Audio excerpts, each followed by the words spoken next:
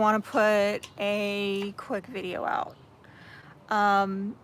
Something different, having to do with what's coming up ahead with this economy, because I know a lot of people are concerned about it. And I talked about it last year. A lot of people didn't tune in because a lot of people who are subscribed to this channel, they want to talk about relationships. And I do that a lot, and I will continue to do that a lot. But, you know, for today, I want to talk about our relationship with money, because I think that it's going to be affecting all of us collectively. And I gotta say up front that I'm by no means a financial advisor, far from it. I listen to people who say the same thing. I'm not giving you financial advice, right? You gotta take responsibility for your own life. But you know, that's what I'm trying to do. That's why I gather a lot of information, and I want to share with you what I've learned. Last year, when I put out, you know, advice and warnings, well, I say that word advice loosely, right? I just shared with you what I'm doing, okay? Some things came to pass, but some things have changed since then, and that's kind of why I want to update you on where we're at now, right? Because that video that I put out was like in September of last. I was telling people stockpile, buy crypto, specifically Bitcoin. I was telling them precious metals, especially silver. And since then, you know, Bitcoin has gone up really high. It's also gone down low again, right? Which is where we're at now. And some of you might be wondering, well, where do I stand on this whole Bitcoin thing? I want to talk about that in this video. And, you know, let's talk about the stockpiling. Let's talk about cash. Is it trash? I mean, my ideas on this have evolved, okay? And the same with the stock market, you know. About almost a year ago, I was like, oh, stay out of the stock market. And well, I'm kind of the same way. But again, there's been some development of these ideas as I've learned more and I've grown more. I want to share that with you. What else I want to talk to y'all about?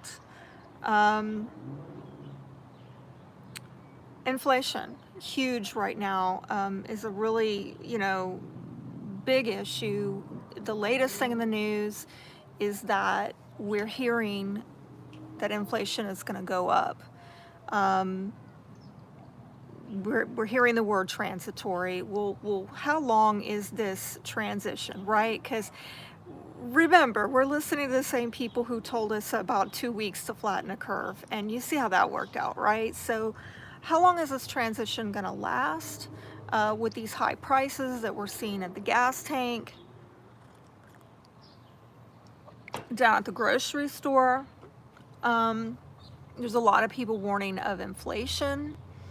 So this is really just adding another layer of confirmation to what I was saying last year, is that you guys need to stockpile. I'm not necessarily seeing that there's going to be shortages. There might be with, you know, supply chains and all of that, but I think more importantly, it's about hedging against inflation. If you are able to like double up on stuff when you go to the grocery store, you know, like a little here, a little there, just double up on this, that, or the other, then you can kind of pad your pantry a bit, but you're also buying at a lower price sooner than later, right? Now, that can get complicated because, you know, I've been doing stockpiling off and on for years, and I know, like, you got to be careful that you eat that stuff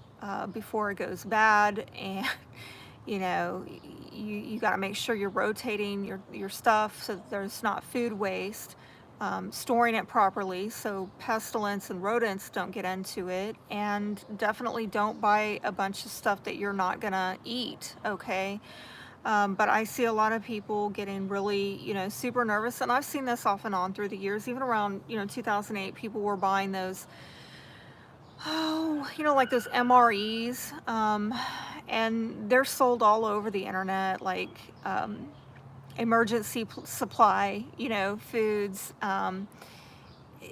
and you know, I don't really know that that's necessary, because I've seen a lot of people who have invested in those. They end up coughing up a lot of money for them, and then then I have to eat it before it goes bad, and then the zombie apocalypse doesn't quite happen as they had envisioned.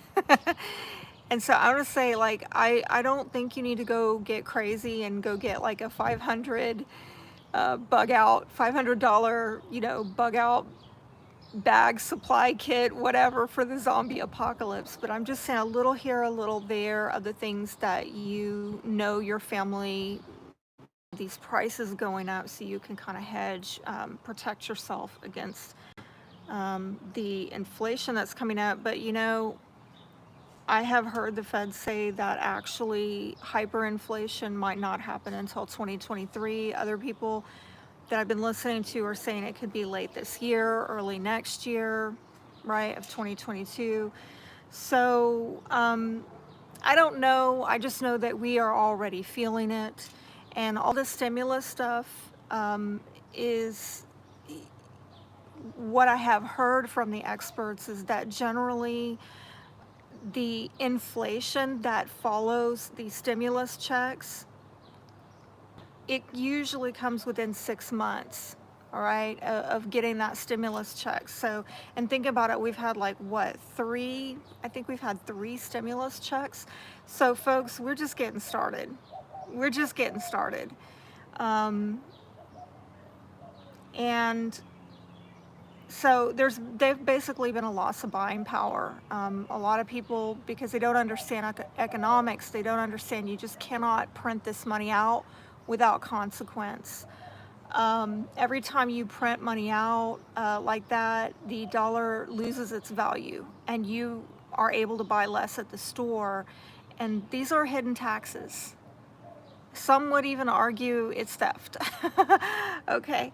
So, and this is partly why we're dealing with an affordability crisis with housing and vehicles right now. And it's coming up on the food supply as well. So, by the way, if you're home shopping or car shopping, my God, God bless you, because it's rough, particularly migration. Like, I'm in Texas, so a lot of people are coming out here, and that's really put the squeeze on us, because we're getting people in from all of these Democrat ruled states and cities that want to flee the oppressive regimes and restrictions in those areas. And well, good for them that they're getting out, and I totally understand that. But it's putting the squeeze on us. And personally, I was house hunting this year, and I just decided I'm sitting this out. I'm gonna let this housing bubble burst. Unfortunately, I've been hearing some experts say that that's not going to entirely happen until maybe 2023, 2024. I mean, I am seeing most recently, like within the last month, the housing, the amount of people that are looking for houses, it's dropped. A lot of people have just dropped out, and that's what I did. I just said, you know what, I'm not gonna fight people to pay overpriced housing. I'm just not gonna do it. So I'm sitting my ass out on this.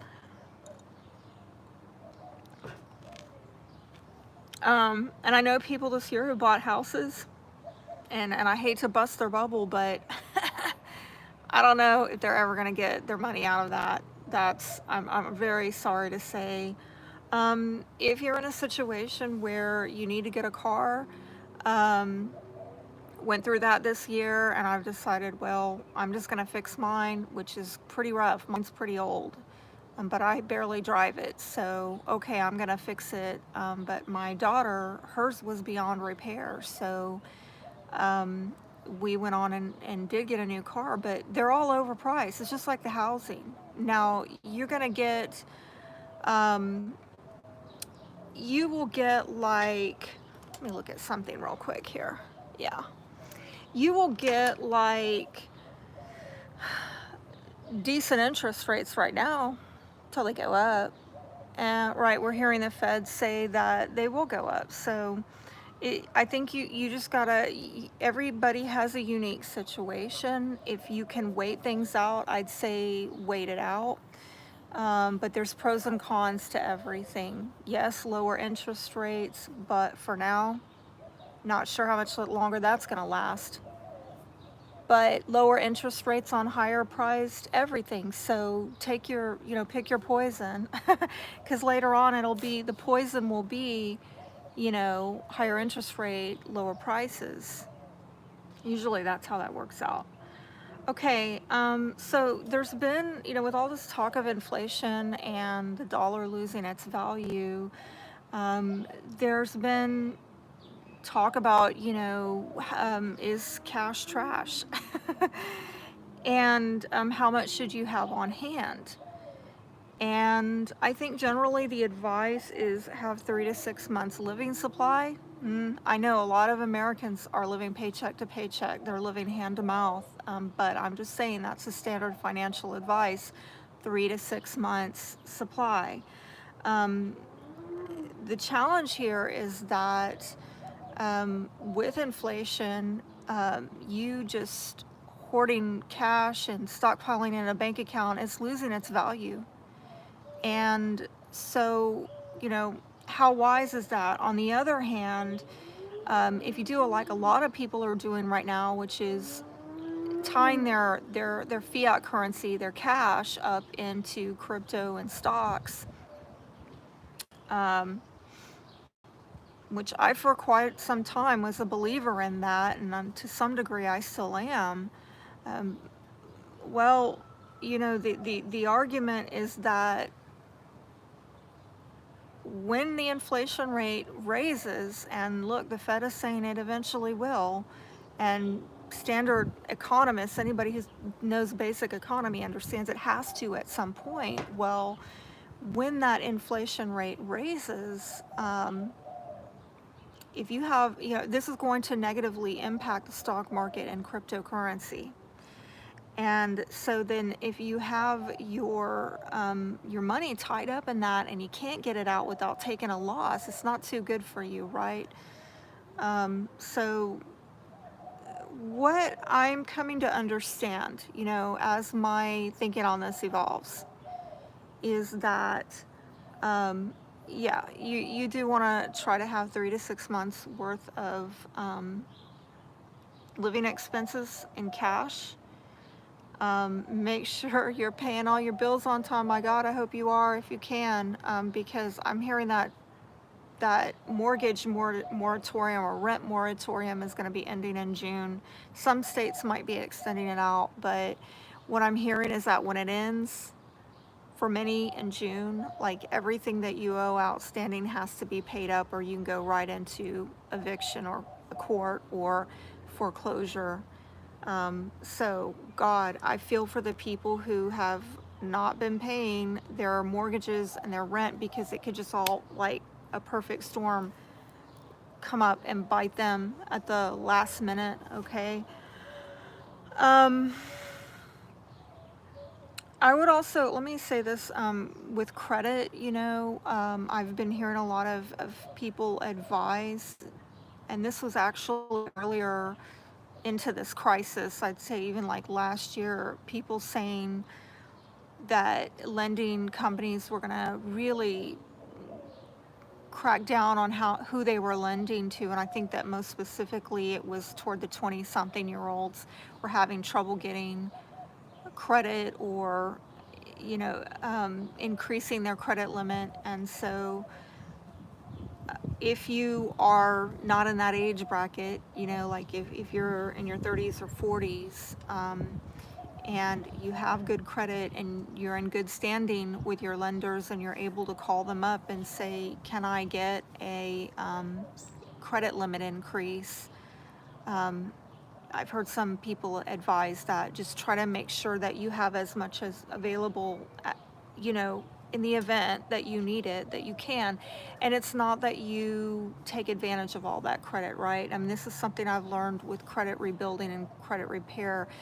Just because you have a $1,200 or $2,400 credit limit, or whatever limit you have, it does not mean that you go spend and max all that out. Generally, you don't want to go beyond 30% of your credit limit. So yes, if 30% of your credit limit can expand, if using, I should say, 30% of your credit limit gives you more money by calling them up saying, can you give me more that helps. It's not that you go max it out, right? It's just a little buffer, a little cushion there in the event you need it.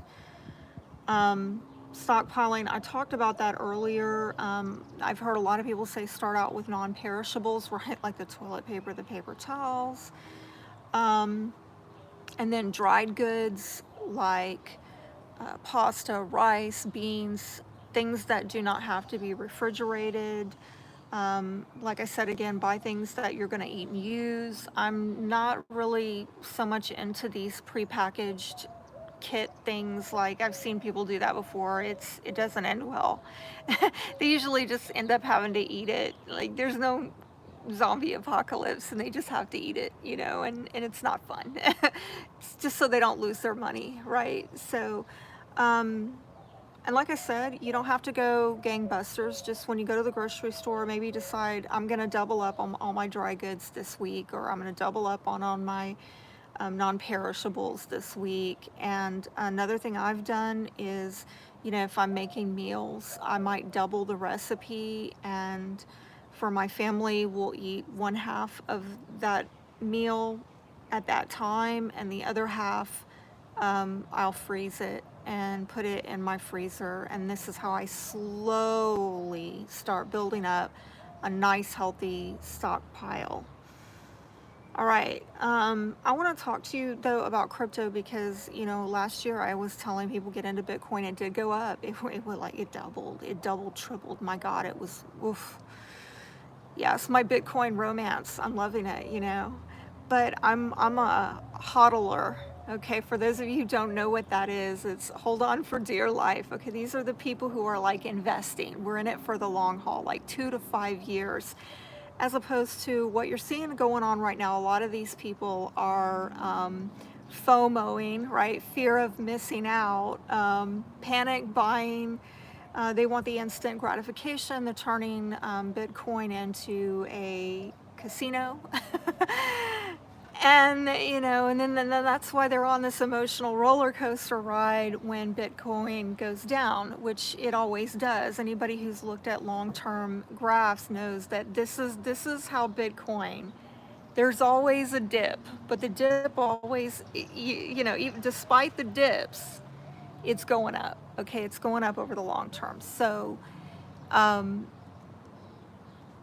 just ride the dip out. Okay, that's what I do. And now a lot of people are talking about buy the dip. Well, here's the problem. It's been dipping a whole hell of a lot. I mean, which dip do we buy here? Do we buy all these dips? I mean, at what point does it bottom out? And what I'm hearing is a lot of experts saying that it's probably going to go to as low as 20,000 this year. So to be honest with you, I'm just like, I'm waiting for it.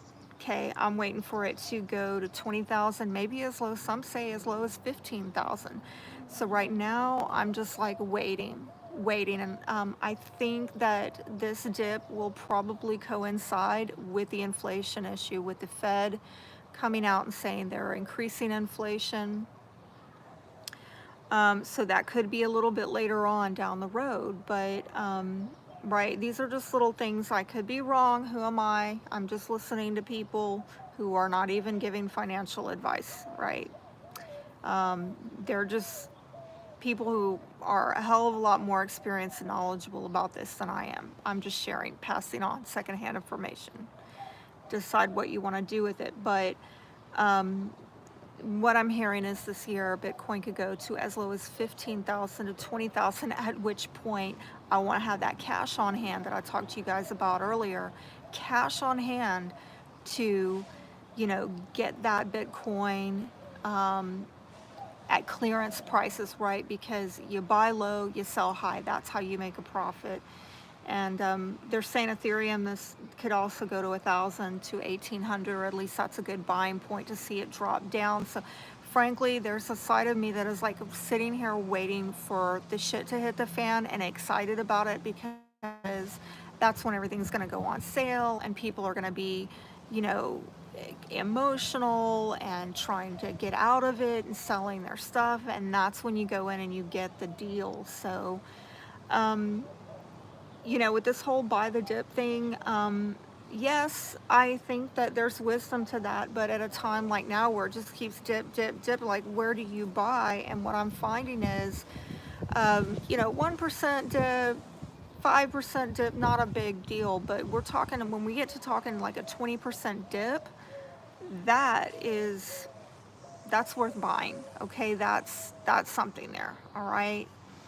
Um, and also what I've been hearing is that if you don't know where the bottom is, like where it's going to bottom out before it comes back up, what I'm hearing is you just kind of don't put all your money in one 5% dip, right? If you want to, you can, or 10, you can write it down a little bit at a time, a little bit of money here, a little bit of money here, a little bit of money here. But you don't put all your money in right at 10% dip or something, because it could go even lower and then you're like, oh, all my money's tied up into it, I can't now buy at a lower rate. So that's something that you could do. um, for those of you, I think I told y'all last year that the main coins to buy, the most solid coins to buy, stable coins, are Bitcoin and Ethereum. However, I've been looking at all other altcoins on my watch list. I have Cardano, Polygon, also known as Matic, Solona, Polkadot, Terra, Chia, XRP, Orchid. I've been watching those. What I really want is some Monero and Pirate. Those are super private coins, and you have to go on different special platforms to get that. I don't want to get all off into that, but like, government doesn't like those coins because they are very private and not taxable. Whole nother subject for another day. I will say, um, what I am avoiding is Tether, Binance, and Dogecoin. And I know Dogecoin was like really in the news, but it's kind of what people consider, professional crypto people consider, um, a gambling coin, right? It's not really based. I mean, people are writing it off of the popularity. Okay, that's really what's making it money. But there's not actual assets to back it up like you see with Bitcoin and Ethereum. There's not actual value there to back it up, other than um, you know the the frenzy, that's been created. The reason I'm not into Tether is because there was recently an article out showing that I think they only have like 2% of the value of the coin is backed up by dollars. So, and then Binance has been into some legal trouble. So I avoid Tether, Binance, and Dogecoin. And that's just generic, basic, what I would say off the cuff. But for those of you who want to get into crypto and you don't know how, download the app Coinbase, or Gemini is another one. Um, I've been looking at tradeogre as well. There's a lot of different platforms. Some platforms sell things and some platforms don't, like Monero and Coinbase. So I have to go out to get that. So yeah, I think that's about all I want to say with crypto. And for me, I'm trying to take an investor route, whereas a lot of people who are getting really worked up and into all this FOMO, they're speculators or they're traders, and they're just obsessed about it. They like follow the markets every day, and if it goes down, they're just like wrecked.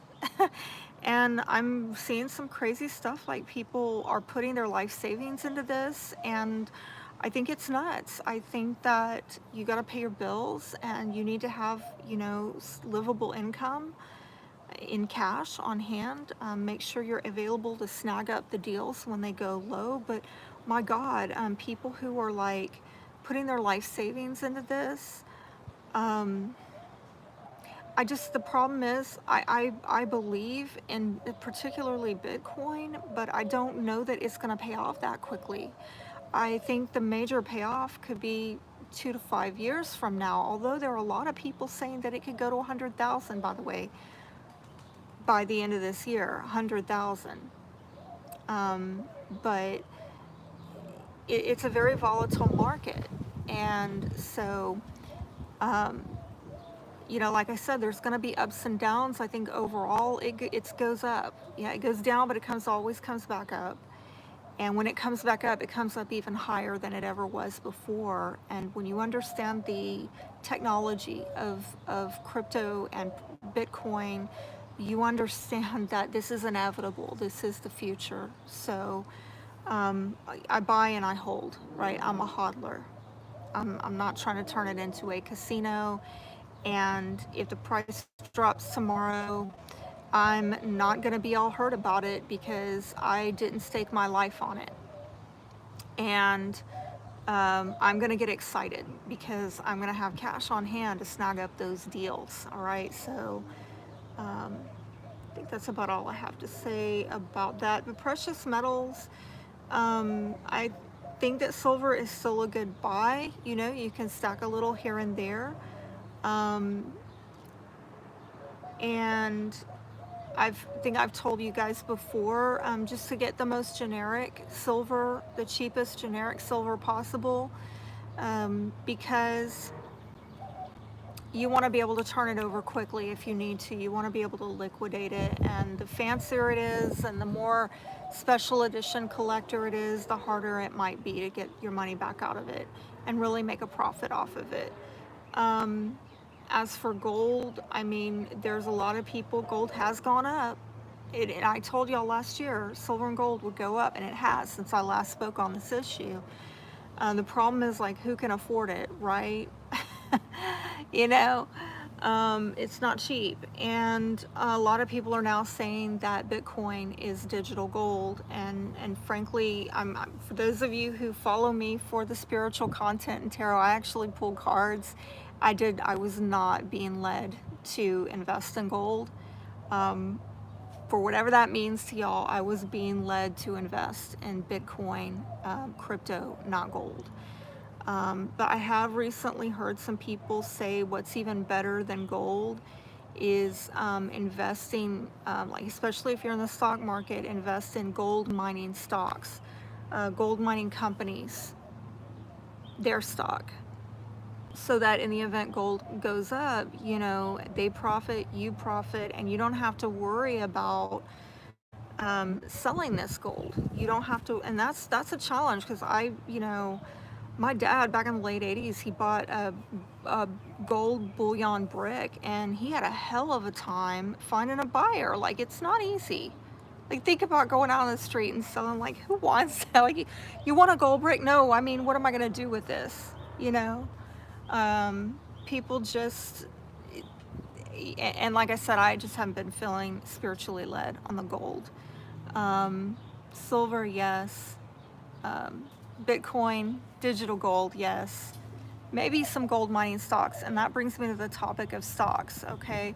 So last year I was like, oh my God, stay away from the stock market. It's based on fiat currency. It's like cash, and cash is trash. And okay, but some of you, okay, the reality is some of you, maybe you have 401ks, maybe you're already tied up in the stock market and you just can't get out. So what do you do in that situation? And I've really been researching this.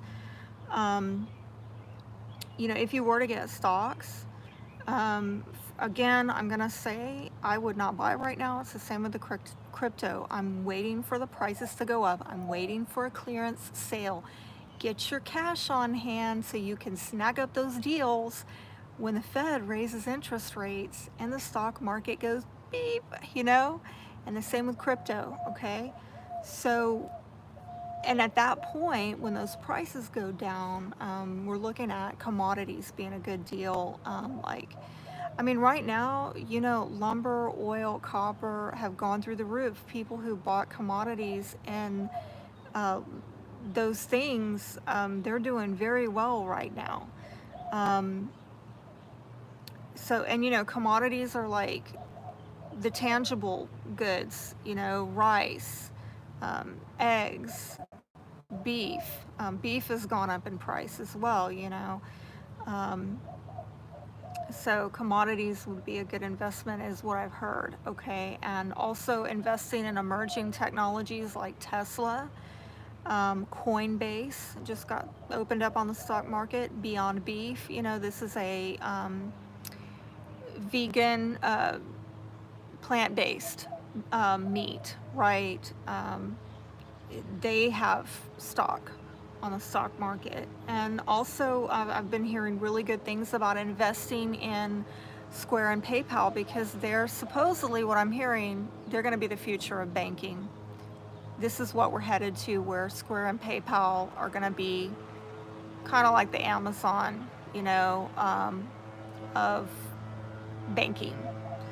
So, but again, I'm not going to jump in on any of that until we get some clearance prices, because right now there's bubbles everywhere.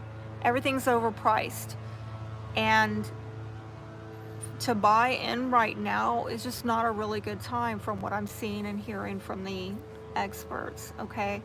Finally, I want to leave you off with a final thought. You know, I recently listened to a guy from Romania who lived in the country when they were going through hyperinflation, I believe the late 80s, early 90s.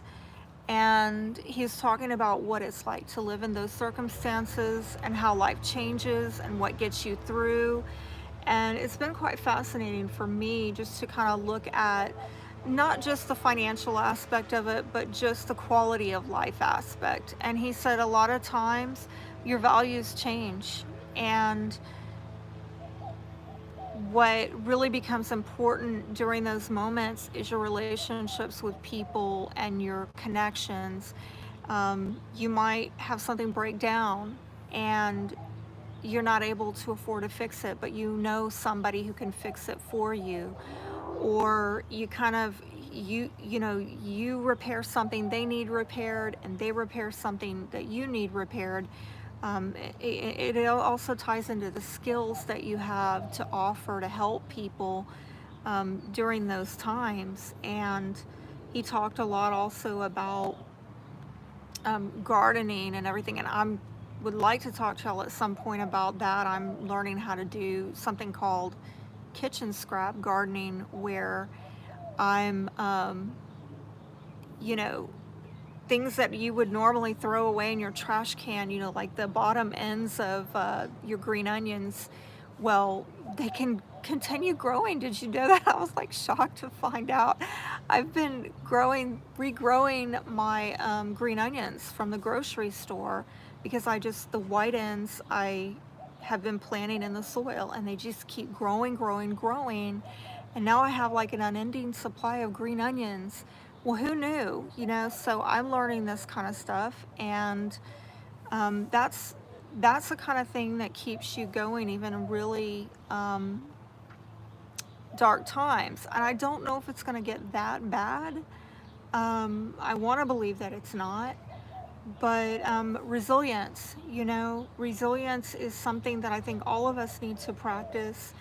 And having a connection with people in your community is going to help you to be resourceful as well.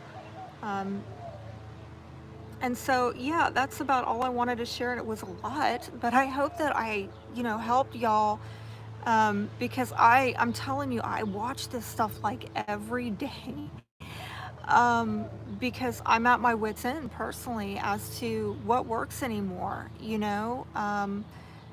Many of us are at a crossroads in our lives where we're like, what is going on here? Nothing is adding up. It's the twilight zone. You know, and you know, eventually somebody's going to have to pay the piper, okay? Anybody who knows basic math knows you can't just do this printing out willy-nilly. There are consequences for this, and they are coming, okay? So hopefully what I shared with you today is helpful in preparing, because I really hope that you and myself will fare far better from this crisis. Kind of like the elites say, never waste a good crisis. Well, you know, in crises, it's the wealthy who get wealthier, right? What are they doing? What are the opportunities that they're exploiting? I hope I've said something here to help you understand the opportunities that you can exploit. Wishing you guys all the best. Till next time, be blessed.